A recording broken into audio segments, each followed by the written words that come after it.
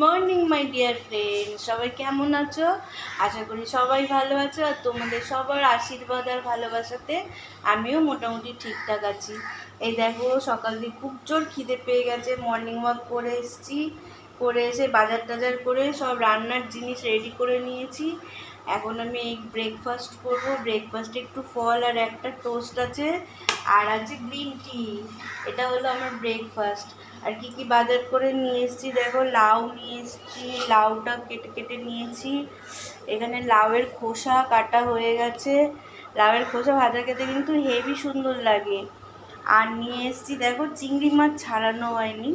এই চিংড়ি মাছ দিয়ে এই ডাঁটা আলু দিইনি, ডাঁটা আর কুমড়ো দিয়ে তরকারি। আলুটা একটু কম খাচ্ছি, একটু ডায়েট করছি তো, বিশাল মোটা আমি, তাই আলু দিইনি, ডাঁটা দিয়ে কুমড়ো দিয়ে আর এই চিংড়ি মাছ দিয়ে তরকারি হবে। এখানে আম কেটে নিয়েছি। এই আমগুলো আমার বন্ধু দিয়েছিল কালকে, কেটে নিয়েছি। আম দিয়ে না কি করবো বলো তো, এই যে জ্যান্ত জ্যান্ত বাটা, এই বাটা দিয়ে ঝোল হবে। আর এখানে না ডাঁটার শাকটা কেটে কুচিয়ে জলে চুবিয়ে রেখেছি নুন দিয়ে, এটাও ভাজা হবে রসুন পেঁয়াজ দিয়ে। আর এখানে কাতলা মাছ দিয়ে এই আলু দিয়ে ঝোল হবে। আর এখানে হবে আলু পেঁয়াজ ভাজা। এটা রাতের জন্য হবে, রাতে ছেলে বৌমা ওরা খাবে রুটি দিয়ে, ওদের জন্য হবে। তাহলে এই আমার আজকে বাজার টাজার করে কাটাকুটি হলো।